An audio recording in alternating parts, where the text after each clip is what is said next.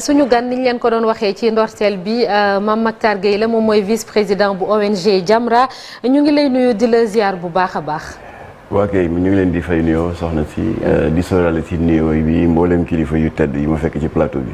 jërëjëf aywa Chérif gis nañ coow li fan yi muy Marodi di maison de production beeg benn série bu ñu génne di Rebelle te ñu ne ñu dakkal tournage bi nag dañoo jàpp ni dafa waroo ak valeur républicaine yi ku ci mel ni Mame Mactar Gueye mii ñu dalal tey di ONG jiite vice président ONG Jamra ne ànd na si ñu bàyyi la nga door waxtaan bi ci loolu Chérif. waaw moo jaaxal ñëpp ànd boobu sëñ Mame Mactar Gueye ndax. direction cinématographique ñoom ñoo tere ana interdire gars yi def tournage fekk ñoom am na loo xam ne gis nga sax maas wax na ko ci l'observateur tey lu leen dugal ci dossier boobu.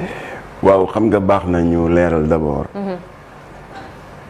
Par rapport surtout ak ñi naan fii du état islamique fii du Iran fii du Afghanistan te muy dëgg. Jamra mooy kan bëgg nekk le directeur de la morale le gendarme de la conscience alors ñooñu dañuy juum ci laa bokk ci ñooñu foofu ñu séntu yëpp newuñu foofu ñun suñu taxawaay bu ñëboo ñu méngale ko ak suñu doomu ndey ñoom Momar Ndaw bu ASCOSEN association sénégalaise des consommateurs di saluer au passage jàlloore bu mag bi gars yi def daaw ceeb bu bon ba wu fi duggoon ñu di ko wax buffalo sew comme ceeb weex comme ceeb waaye yomb di def une concurrence déloyale aux autres ndekete dañ ko rax avec des cristaux de gel qui sont cancérigènes ñoom def nañ ci taxawaay bu am solo état bi ànd ak ñoom saisir des centaines de tonnes et 40 millions d'amende ki fi dugal conteneur bi alors ñun nag jàpp nañu ne ce n'est pas seulement ceeb bu bon bi potu tomate yu périmé yi ak boîte de conserve yu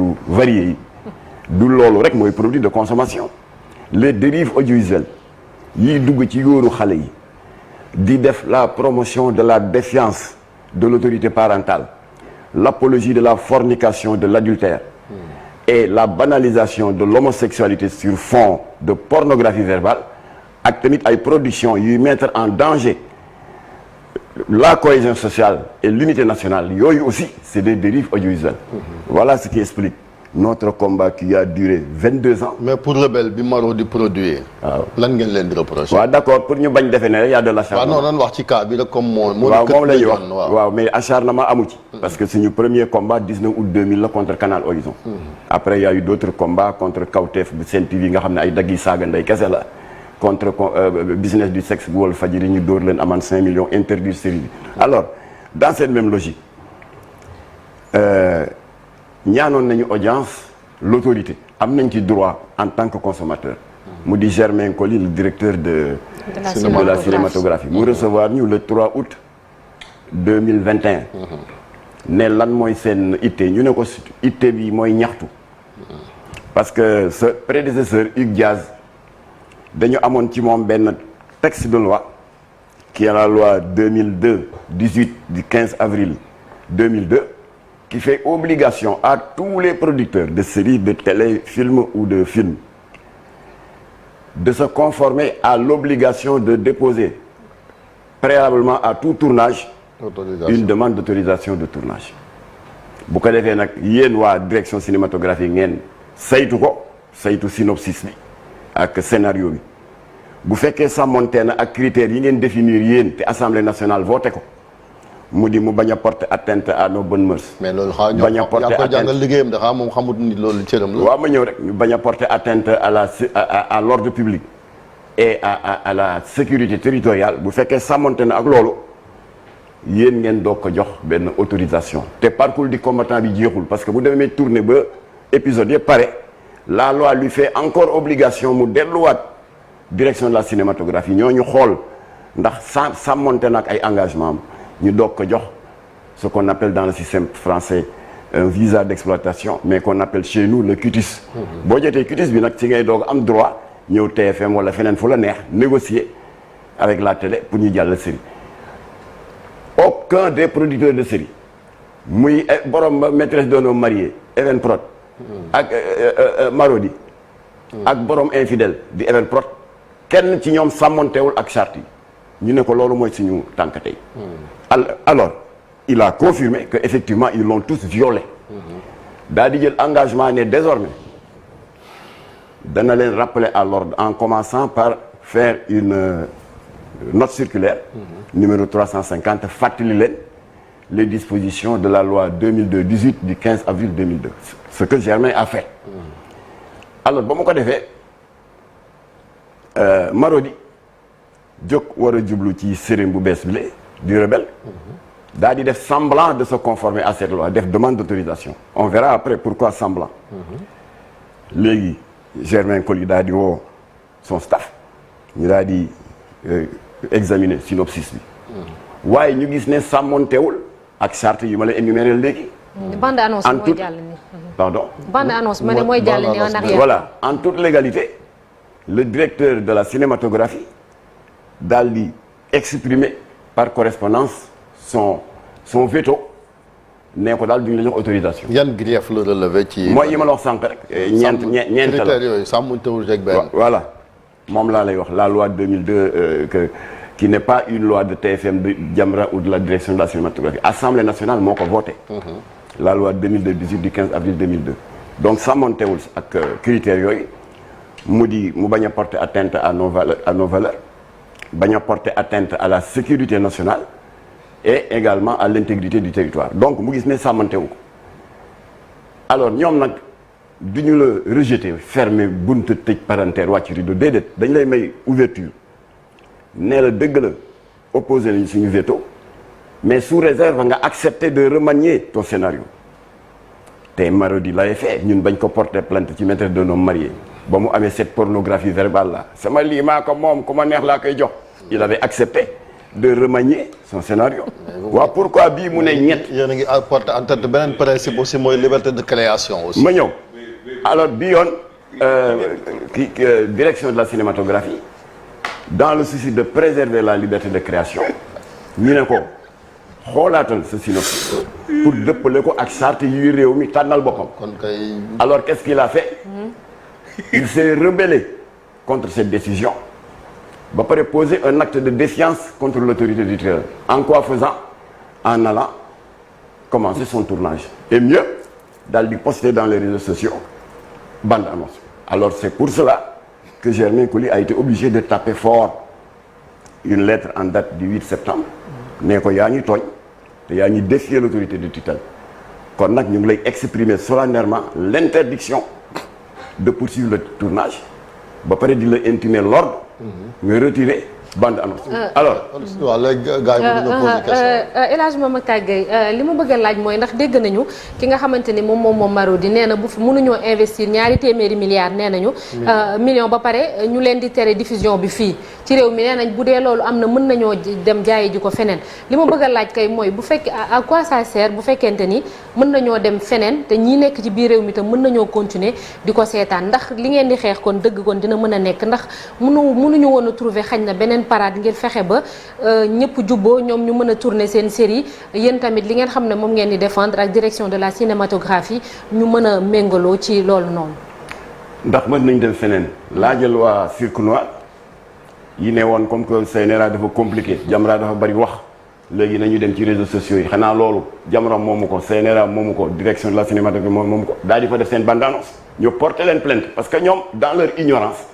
fàtte nañu ne je parle de par exemple lu ci mel ni bon mën naa koo tudd Canal Plus mën nañu dem foofu par exemple jaay ko fa Sénégal ñu ci bëri dañuy seetaan Canal Plus mën nañu toog seen kër abonné di seetaan série bi loolu mën na nekk te pour muy ONG Jamra muy keneen du ñu mën a dem foofu noonu gàntal leen ko waaw mais ana lu gën a simple yow yaa ngi appartenir à un pays qui a sa culture qui a sa dignité mu am ci benn structure bu état bi teg et qui transcende tous les régimes pour que ñuy saytu toutes les productions audiovisuelles yi nga xam ne dafay refléter à l'étranger l'image de notre culture l'image du Sénégal nga ne danaa contourner loi yi def lu ma neex te kenn du ma ci mënal dara alors loolu taxoon ñun ba ñu porter plainte infidèle ndax ndaw soosu taxaw di def striptease à l'américaine dindi soutien sànni string sànni slip sànni mais chinois ba nekk Chine ak japonais bi dinañ demee Sénégal ak seen lammiñ bu rëy bi seen jigéen ñi nekk nii la ñuy ñàkkee jom et c'est pas vrai ça donne une fausse image de la femme sénégalaise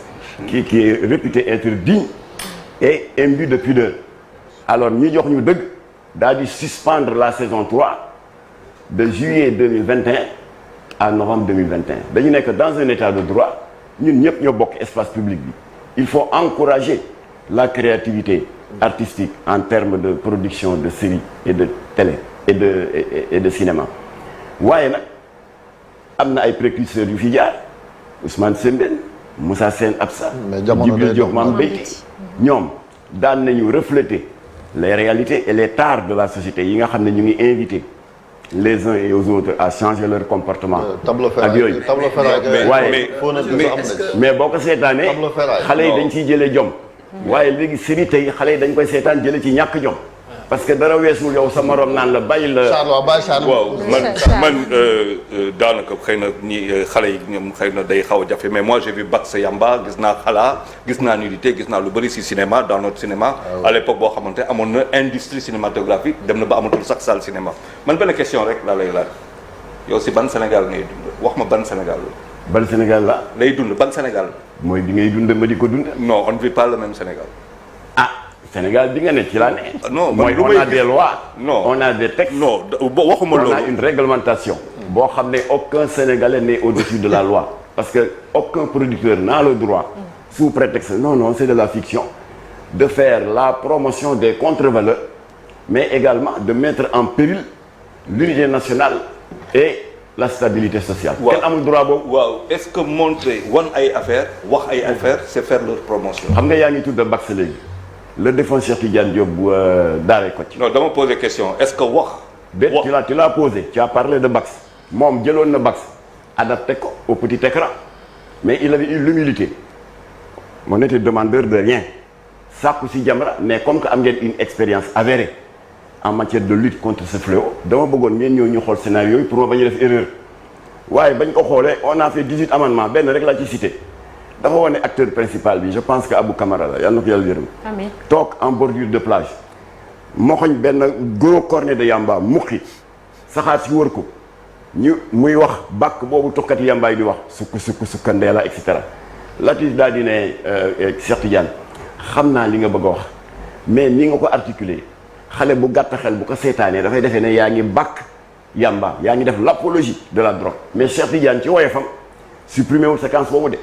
daf ko dindaat de sorte ko xale bi bu ko seetaanee alerte la ciy gis day naan laay ndeke yàmbaa mën na dem ba taxali laak sa sago kon ñun loolu mooy suñu démarche waaye ñii dañuy jël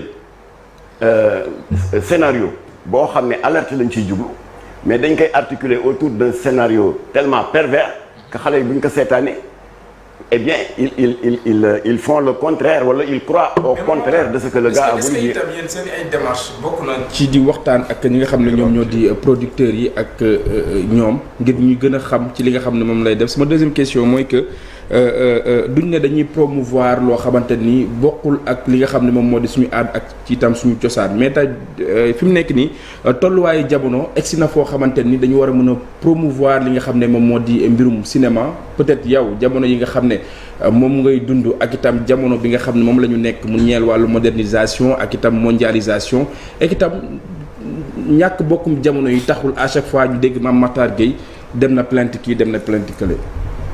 waaw wax naa sànq ñun comme yow comme Charles comme tout le monde dañuy bokk dans la grande famille consumériste mais nous avons décidé de prendre nos responsabilités chaque fois bu amee lu ay producteurs soutenus par des lobbies financiers ne dañ koy wasaare te mu nar a porter atteinte à nos valeurs nous on a décidé de prendre nos responsabilités ku jëlul sa responsabilité comme sa affaire alors léegi. beneen laaj bi. beneen laaj bi mooy est-ce que itam yow par exemple jamono yi nga xam ne peut-être moom nga nekk ak génération bu bees bi nga xam ne moom la ñu nekk muy mondialisation modernisation et itam loolu ni mel taxul à chaque fois ñuy dégg Mame Matar Gueye porte na plainte kii wala def na la lépp. waaw mais xëy na boo yaatalee sa information di nga gis ne il y a 6 mois aux États-Unis nga xam ne ñun on ne peut pas avoir la prétention de leur donner des exemples de démocratie et de respect de la liberté de création. La chaîne qui diffuse en streaming la plateforme américaine ñu di ko wax Netflix fii may wax ak yow ils font l'objet d'une procédure judiciaire pénale de la part du sénateur républicain du Texas Ted Cruz soutenu par des milliers d'associations de consommateurs et de mères de famille pour ñu retirer de la diffusion la série pédopornographique ñu di ko wax mignon parce que ñoom indi nañu ay preuves ne day yàq xale yi léegi procureur u Texas jox na leen dëgg jox na ordre Netflix ne ko retiré ko kon dans tous les pays du monde am na ñoo xam ne ils ont choisi de veiller à ce que nos valeurs. mais man j'ai une question Mame Matar Gueye est-ce que yow ñun ñëpp bande annonce nañ seetaan est-ce que seetaan nga série bi wala ngay indi ay jugement déjà ci côté bi. concrètement lan ngay reprocher Rebelle concrètement. voilà. ñun li ñu leen di reprocher mooy li leen direction de cinématographie reproché. La loi 2002-18 du 15 avril 2002 est claire. am ngeen droit créer lu leen neex. waaye critères yii la. mais nit ñi boo ko waxee sénégalais duñu mën a xam lan la mais boo waxee concrètement par exemple nga ne dañoo wane lii wala dañoo wax ci lii dañoo def lii moo tax ànduñu ci loolu boo ko waxee sénégalais duñu gën a mën a comprendre. mooy li ma la wax rek Walfadjri ba muy jàllale business du sexe dañu violer un des critères de la loi 2002-18 mais ñëpp mu di la promotion de la perversion léegi Marodi TV ba mu defee Rebelle am na benn ci critères yi. mais est-ce que seetaan nga Rebelle. non seetaan nga Rebelle. xam nga ñun on reçoit souvent ce reproche. ñu naan ñu pas Jamra bii nu mu def ba gis ko lu ko teree zappé. non ma bëgg a répété ni ma bëgg la tontu ne la ma bëgg la tontu ne. y a plus simple. amul benn responsable Jamra bureau exécutif bi Imam Massamba Diop gis ko 30e membre buy seetaan série. ça ne nous intéresse pas. c'est pas ça la question. ma ñëw seetaanul. waaw tu ne mènes pas d'enquête n'a pas droit à la parole seetaanul. da ngay teew alors la question se pose la question se pose maintenant comment Jamra fait pour constater qu'il y a des délits. non en dehors du ni Babacar Diagne am au niveau du CNRA commission de visionnage. nous aussi on a une vingtaine de bénévoles. ay bajuloo ay étudiants en dehors du comment El Hadj Mame Matar xam nga sànq yaa ngi wax ci série maîtresse d'un homme marié nga ne nga waxe benn phrase ne xale bu jigéen bi loolu la wax nga joxe benn scène carrément léegi ci Rebelle tamit ndax mën nga wax sénégalais peut-être benn scène wala yi ay kaddu wala ay defin ci biir boo tax yéen ngeen bañ cee ànd ngir ñu gën koo mën a comprendre ndax boo ko xañ na ñoom duñ ko mën a comprendre dans la tonalité générale du synopsis. Série bi dafay mettre en péril ce qui nous est très cher à tous mooy la cohésion sociale l'unité nationale et l'intégrité territoriale. mais selon est-ce que vous avez man je vais poser la question autrement booy def série wala nga kii dafa am lu ñuy wax Bible est-ce que lire nga ko. xam nga yéen li ngeen seetaan mooy li génn. déglu ma non. mais def na yeneen non déglu ma da ngay wax ak koo xamante ne comme. acteur cinéma acteur la. waaw yow voilà non attends. déedéet. acteur la. tranquille histoire yi maa yow am nañ 2 heures de débat ci jàkkaarloo ci affaire série. kon xam naa sa position. est-ce que seetaan nga est-ce que lire nga Bible ba la deuxième chose maanaam loo xamante ne mooy Casamance lu fa am 81 la commencé ça fait 41 ans. la série rappelons que la série s'inspire du conflit. Voilà, c'est s'inspire. Ça veut dire cinéma lu mu tudd industrie la. Est-ce que aujourd'hui Jamra est-il un obstacle à l'industrie cinématographique au Sénégal?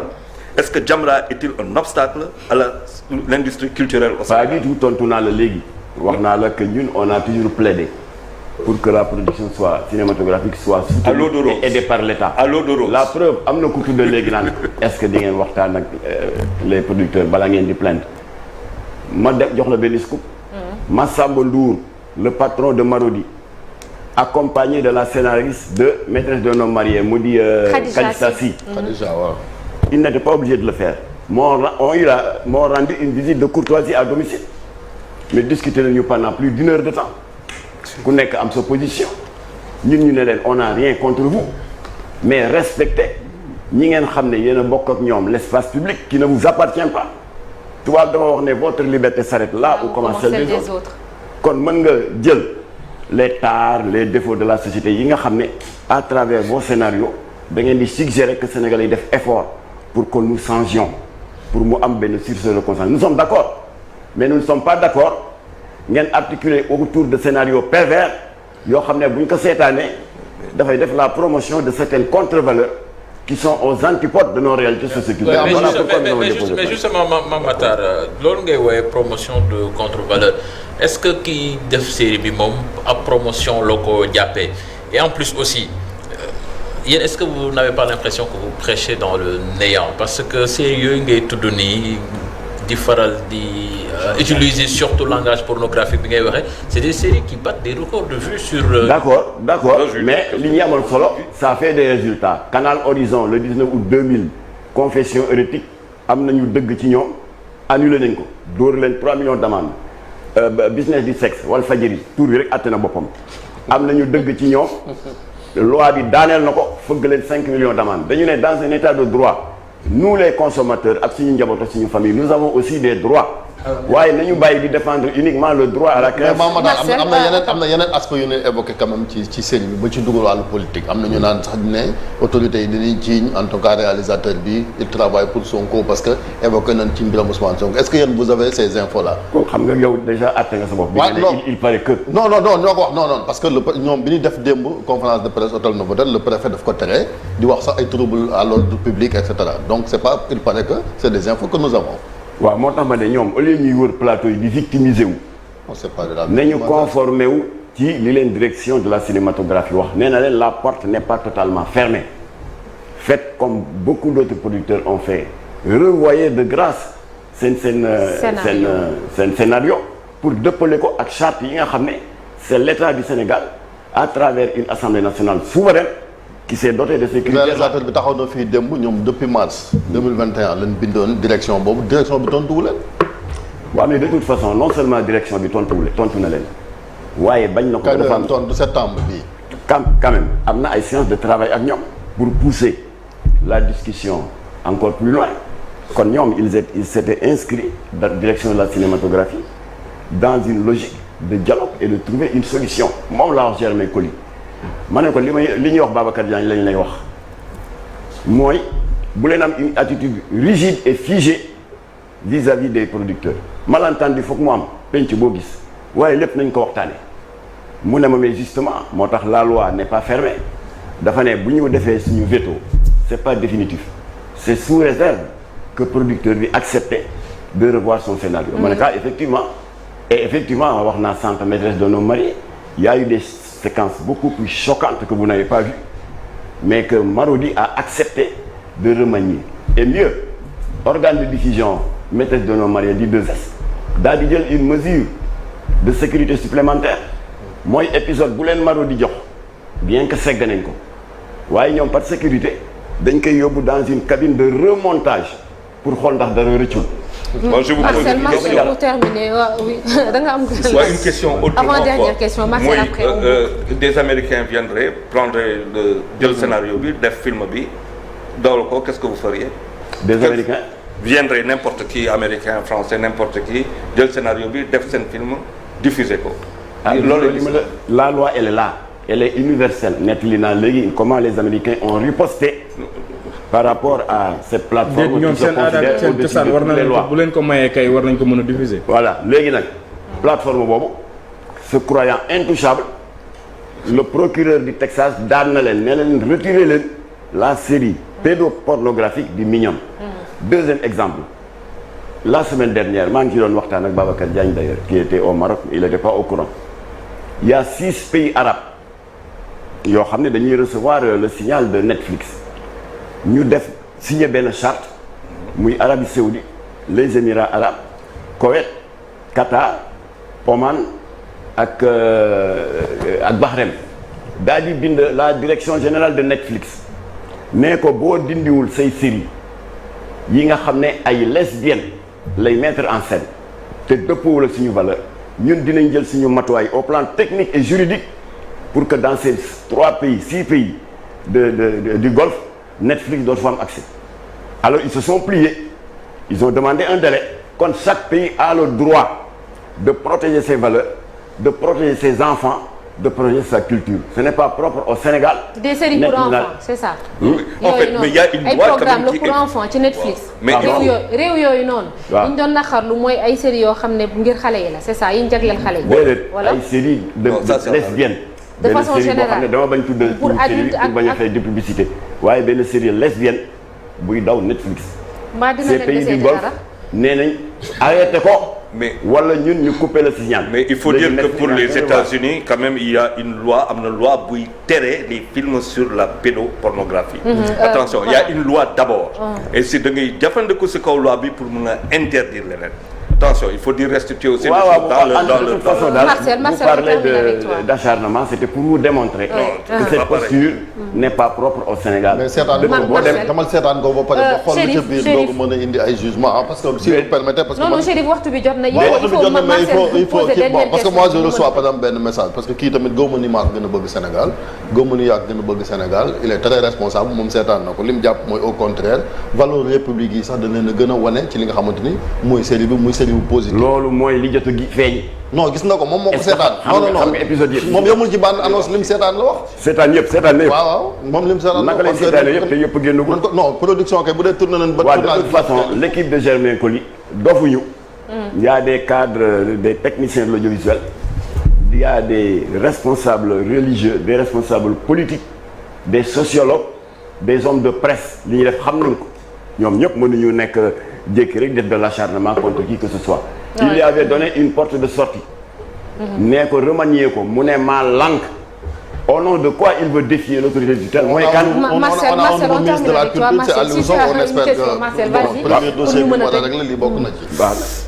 Voilà alors monsieur Guèye man li ma bëgg laaj je pense qu'on en a parlé mais moi je vais reformuler ça autrement muy dans le cadre de li nga xamante ne moom mooy promotion des contre-valeurs comme vous dites est-ce que yaakaaroon na ne il est temps quand même que stratégie bi ñu changer ko sànq maa ngi doon def benn gestu ci li nga xamante ne moom mooy la sexualité des filles par exemple au Sénégal ñu gis na ne les chiffres continuent d'être ce qu'ils sont s'ils n'ont pas évolué ñu gis na ne finalement amul impact ci li nga xamante ne moom mooy éducation lu jëm ci wàllu jeunesse bi en tant que tel yaa ngi wax sànq ku nekk à l'étranger bu xoolee la chaîne bu ko seetaanee gis li ñuy faral di promouvoir à travers ces séries là il va se demander quel genre de Sénégal c'est mais ça commence déjà par celui qui vient de l'extérieur qui vient ici au Sénégal bu rombee yaakaar naa ay séquences u tànnbéer sabar ak yi di bel yoo xamante ne mu ngi am fii mu ngi fleurir bu baax a baax les bars qui sont là à satiété donc am na ci loo xamante ne déjà c'est de visu ñëpp ñu ngi koy constater gis na ne quand même boo ñëwee fii réewu Sénégal am na loo xamante ne nit yi ñu ngi koy bàyyi mu jàll ba dafay mel ni am na leneen loo xamante ne dañ koy bëgg nëppal donc est-ce qu'il n'est pas temps de changer de stratégie peut-être justement pointer le doigt là où ça fait mal maanaam genre série yi buy faral di génn c'est justement pour montrer qu'il est temps que ñu changer déjà sujet tabou yooyu ñu jàll à autre chose et d'une manière indirectement d'éduquer la jeunesse. waaw joxe naa ci exemple léegi à travers l'adaptation de Bax Yamba au petit écran. Cheikh Tidiane a relevé pas mal tamit def nañ ci wàllu boobu ma ne tout Soleil Levant par exemple ils ont fait le truc sur le Yamba et cetera donc taxul kenn dal ci ñoom. voilà kon production cinématographique encore une fois nous le répétons Jamra a toujours été pour état non seulement jàppale leen mais ñu soutenir leen moo tax ñun dañu bokk ci ñi jëkk a xeex pour ñu yokk le FOPICA le fonds de promotion de l'industrie cinématographique et audiovisuelle dont Marodi TV est un des grands bénéficiaires mooy ki defar affaire bi waaye doo ñëw di lekk xaalis état ba noppi à travers FOPICA bi état bi ne la j'ai une loi qui transcende le régime c'est la loi 2002-18 du 15 avril qui dit que boo leen bëggee autorisation de tournage yii ngeen di respecté nga ne ma lànk da nga war a am ngor gu day ni delloo leen seen xaalis waaye Marodi mu ngi lekk ci fond FOPICA bi seen xaalis na dañuy fay impôt du xaalis voilà kii ñëpp la donc y a un principe qui est clair yéen presse yi am ngeen fonds d'aide à la presse yéen a ngi ciy bénéficier waaye seen fonctionnement c'est régi par la loi il y a le code de la presse bés boo leen ko violé da ngeen war a am ngor gu day ni ngeen delloo l'aide à la presse il faut être cohérent oui cher bala ñuy met duñ bala rek li gone doon jëfandikoo ba yàqu yaa ngi ci doon wax fu mu toll waaw à ce sujet am na ku toogee na le poser question naan il paraît que waa ji il a investi 200 milliards 200 millions non l'observateur moo ko wax ci l'observateur la ko am na ku ma laaj boobu xam nga lu ma ko doon dama ko ne en 2015 nous avons tous vécu l'envahissement des abords des établissements scolaires par ce prétendu jus d'orange jus d'ananas ba ñu tuddee Jakarta waaye ba ñu defee analyse en partenariat ak ASCOSEN association sénégalaise des consommateurs il y avait 10% d'alcool c'est une longue histoire ñu xeex ko ba état bi jox ñu dëgg Macky Sall la jox ordre Aliou Sarr le ministre du commerce mu daal di xaatim benn arrêté ministériel en date du 18 septembre 2015 portant interdiction totale de Jakarta et de ses variantes salañ ak namp bi ndax xale yi dañ ko daan naan di mandi di def seen apprentissage pour nekk sulaalu ëllëg alors ma ne waa ji ka defar Jakarta il a investi des centaines de millions mais est-ce que c'est une raison ñu ne parce qu'il a investi nañu bàyyi sangara si di law ci école yi voilà yi jóge nañ ci voilà loolu du wax voilà yi nag loolu voilà volet maa ngi gërëm la brigade des mœurs et de la protection de l'enfance mu di Florence Mendy parce que ñun joxoon nañu ay indices au ministre de l'Intérieur Aly Ngouille Ndiaye au directeur général de la police Seydou Bokar Yàgg circuit bi drogue boobu di jaar te di kannasuloo xale yi di tas sëy di yokk insécurité bi mu di l'axe Bissau Banjul Dakar teguñu ci 72 heures maa ngi koy féliciter encore une fois jigéen la waaye jàmbaar la commissaire brigade des mœurs di Florence Mendy jàpp na ci ñett trafiquants de cette drogue qui est en train de détruire nos enfants. alors kon nag société bi ñun ñëpp a ko bokk. acharnement amul à l'égard de qui que ce soit. waaye nañ joxonte loxo. waxtaan seet mais avec un esprit disponible. kenn bañ a am une posture jusqu'au-boutiste et rebelle. bu ñuy waxtaanee daal di trouver solution Sénégal jëm kanam. El Hadj Malick ñu jeexalee rek Mame Mactar ak image bi xañ na gis nga ko ci réseaux sociaux yi muy policier bi arrêté waa ji mu tëdd ci capot oto bi di daw ak moom nii lii de xanaa bokkul ci sàmm sunu jikko yi wala ak défense valeurs républicaines yi ñuy wax ci boppam. lii dañ ba ma liiree communiqué police bi ay ree la ma def. damaa jàppoon ni scénario la sax film de théâtre bi ñu bëri moom lañ jàppoon. waaye waa ji tam li mu def c'est dangereux. c'est dangereux yow arrêté nga ko mu bañ. mets-toi de côté mais di jaay cascadeur. bu yéegee sa kaw yaay perte de. Macky Sall day def discours rendre le hommage dem jaale la rayal fa nag. wàcceel la kaam yi ñu fàtte la.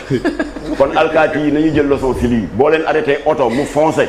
daw leen jëlal matricule beeg yooyu kay. waaye itam automobiliste yi aussi nañu def preuve de posture républicaine bu dee nekk nga en règle tu n'as rien à te reprocher alkaati arrêté la pour contrôle waaye joxel say pièces waaye foncé.